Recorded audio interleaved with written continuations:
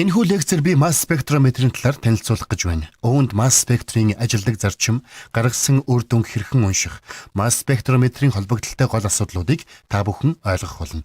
За тэгэхээр хамгийн гол ойлгох шаардлагатай нэгдүгээр чухал зүйл бол масс спектрометр нь тухайн химийн нэгдлийн молекулын жинг тодорхойлж өгдөг. Ер нь хамгийн өндөр масс цэнэгийн харьцаа нь тухайн молекулын ионы пик буюу хамгийн өндөр хэмжигдэхүүн байдаг. Тэгэхээр бид нарын тухай тодорхой ярих болно. Масс спектрометр нь молекулыг хувааж фрагмент хэсгүүдэд задлж чаддаг бөгөөд тэдгээр задарсан нэгдлүүдийг мөн масс спектр дээр гаргаж харуулдаг. Хамгийн их хэмжээгээр агуулгадж буй фрагмент нь буюу химийн нэгдэл нь хамгийн өндөр пикийг үзүүлэх бөгөөд түүнийг бейз буюу суур пик гэж нэрлэдэг. Үүний талаар мөн бид нар ярих болно. Жишээлбэл ямар нэг химийн нэгдлийг бид нар хаанаас ч юм оллоо гэж бодъё. Тэгээд түүнийг ямар бодисыг тодорхойлох гэж байна гэж бодъё л доо. Тэгэхээр жишээ болгож энэ мэдэгдэхгүй байгаа бодисыг профейн байсан гэж бодъё. Тэгэхээр хамгийн түрүүнд бид нар энэхүү үл мэдэгдэх бодисын молекул жинг олохоос эхэлнэ. За ингээд бид нарын нөгөө тодорхойлох гэдэг байгаа бодис маань энэ гэж бодъё. Үүнийгээ бид нар масс спектрометрийн багаж руу хийлээ. Одоо бүгдээрээ яг юу болоод байгаа тал дээр нэлээд сайн анхаарлаа хандуулцгаая. Та бүхэн санаж байгаа бах. Нүүрс төрөгч улс төрөгчийн CH холбооны талаар. Мөн энэ холбоо үүсгэхэд оролцож байгаа төрөл бүрийн электронууд байдаг. Нүүрс төрөгчийн атом бол 6 электронтой. Эдгээрийн заримыг нь үндсэн электрон гэх бөгөөд заримыг нь химийн холбоо үүсгэхэд оролцдог электронууд гэж ангилдаг. Тэгэхээр масс спектрийн хувьд бид нар үндсэн электроныг химийн холбоонд оролцогч электроноос ялгах хэрэгтэй. За ингээд түрүүн ярьж байсан хэсэгтээ орцгоё. Өөрөөр хэлбэл бид нар химийн бодисыг масс спектрийн багажинд оруулахад юу болох талаар ярилцах гэж байсан шүү дээ. Молекулыг багажинд оруулмагц электроны урсгалаар молекул руу бөмбөгдөж эхэлдэг. Үүнийг яг цахилгаан буугаар молекул руу шүршиж буулгаж байгаа юм шиг төсөөлж болно. Өмнө ярьж байсан хэсэгтээ дахиад буцаад оръё. Ингэж электроны урсгалаар бөмбөгдөж эхлэхэд мэдээж хэрэг энэ бол хаа сайгүй байна шүү дээ. Энэ үед юу болдог вэ гэхээр энд байгаа үндсэн электронуудаас нэг нь бөмбөгдөлтөнд өртөж байрнаасаа сугарна. Яг л бильярд тоглож байгаа юм шиг нэг үндсэн электрон бөмбөгдөлтөөр сугарч байрнаасаа зайлуулагдлаа. Тэгэхээр энэ үйл явцыг энд зургалж үзүүлээ л дээ. Тэгвэл үүнээс болж дараа нь юу болох вэ гэдэг асуулт мэдээж гарч ирнэ.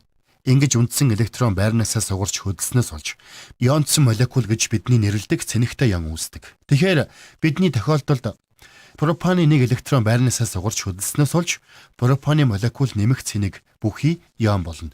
Санаж байгаа бол эхлээд пропаны молекул саармаг буюу электрон протоны тооны хэмжээ тэнцүү байсан бол электрон сугарснаас хойш электрон протоны тоо өөрчлөгдөж нэг протоноор илүү болж катион болсон байна. Мөн энд хосоороо бус нэг электронтой үлдэж байгаа бөгөөд үүнийг радикал гэж нэрлэдэг. Ингээд радикал катион хоёулаа үүслээ. За үүний дараагийн шатанд ямар процесс явагдах вэ гэхээр энэ молекулыг соронзон орон дундуур маш хурдтайгаар явуулна.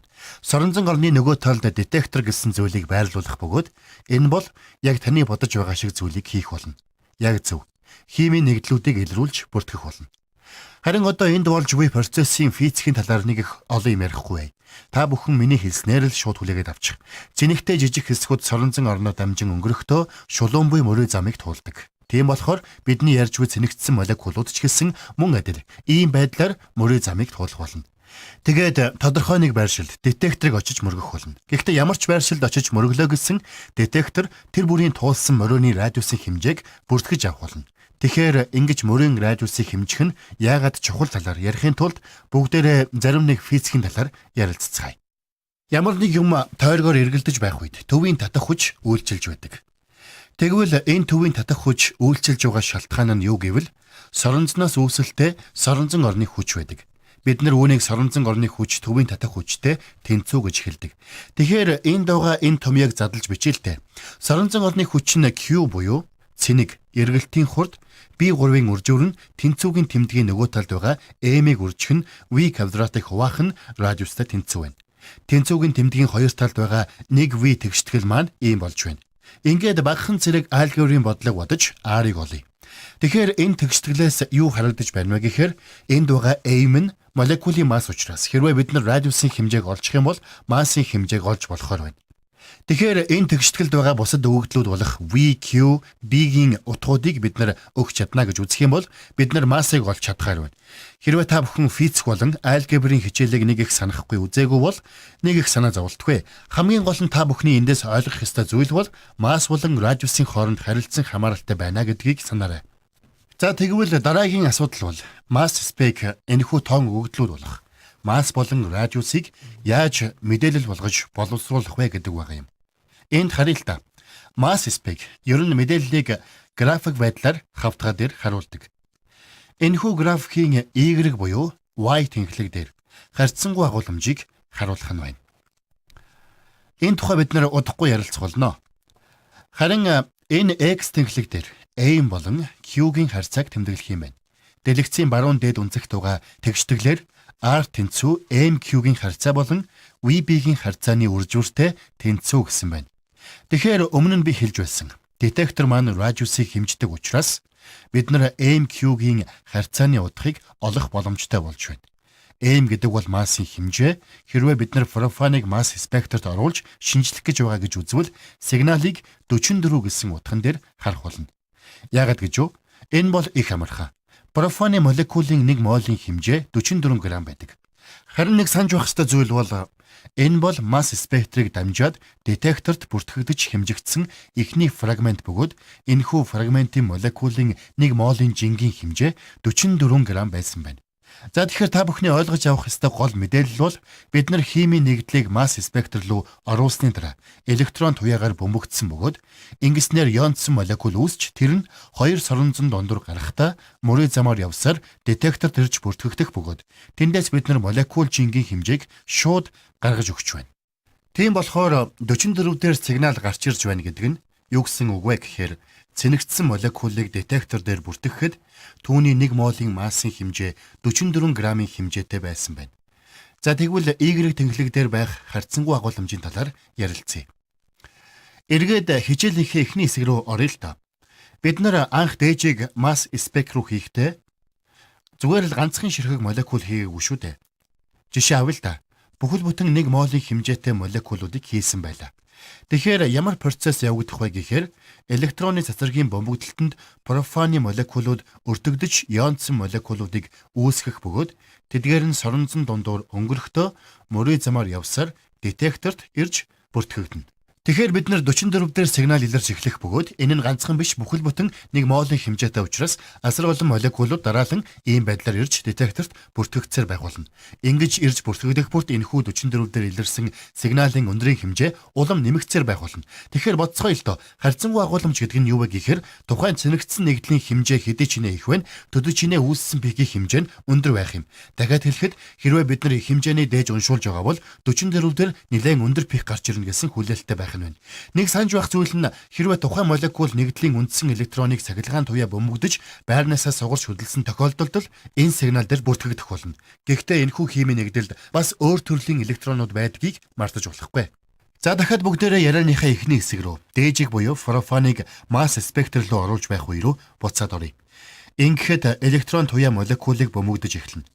Тэгвэл энэ үед энэхүү нэгдлийн химийн холбоо үүсгэж буй электроныг байрнаас нь зайлуулбал юу болох вэ гэдгийг харцгаая л та. Химийн холбоо үүсгэгч электронууд ч гэсэн яг л бильярд тоглох шиг адилхан юм болно. Электрон туяагаар бөмбөгдөхөд химийн холбоог үүсгэгч электрон байрнаасаа зайлуулагдаж ингэснээр нүүрс ус төрөгчийн катион үүсч ус төрөгч нэг илүү электронтой үлдэж байна. Өөрөөр хэлбэл электрон туяа химийн холбооны электронуудыг бөмбөгдөхөд ийм зүйл болох нь байна. Тэгэхээр бас нэг санаж байх зүйл бол масс спектрт молекулууд электрон цацрагаар бөмбөгдүүлж байх үед үндсэн болон химийн холбоонд оролцогч электронуудын аль аль нь өртөгдөх боломжтой. Тэнд бид нар асар олон тооны молекулуудын тухай ярьж байгаа бөгөөд тэдгээр нь санамсаргүй байдлаар бөмбөгдөлтөнд өртөгдөнө. Тийм болохоор бид нар боломжтой хувилбар бүрийн тухай судалж ярилцгааж байгаа юм шүү дээ. За тэгэхээр одоо буцаад ярилцлагынхаа эхний хэсэгт буюу масс спектрийн багж руу дээж болох профаныг оруулахад электрон туяа молекулаас электронуудыг бөмбөгдөж зайлууллаа. Өөрөөр хэлбэл өмнө ярьсан процесс явагдаж байна.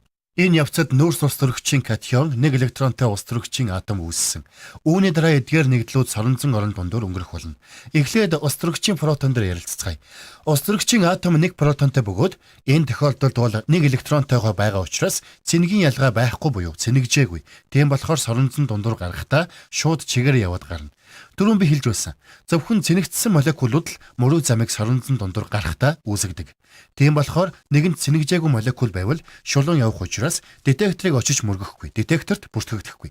Харин нүүрс ус төрөгчийн ионы катионы тухайд бол өөр хэрэг. Эерэг цэнэгдсэн учраас соронзон дундуур гарахдаа мөрийн зам гаргаж детекторыг очиж мөргөх бөгөөд мөрийн радиусыг детектор бүртгэж авсны үндсэн дээр молекулын массын хэмжээг гаргаж тодорхойлдог. Тэгэхээр энэ тохиолдолд энэхүү химийн нэгдлийн 1 молийн массын хэмжээ 43 грамм байна. Мэдээж хэрэг массын хэмжээ профанаас нэгээр бага байх бөгөөд яагаад гэвэл нэг ус төрөгчөөр бага байгаа. За тэгэхээр энэ талаар ярилцгаая. Эхлээд профаны молекулд байгаа бүх химийн холбоосуудыг дэлгэрэнгүйгээр харцгаая.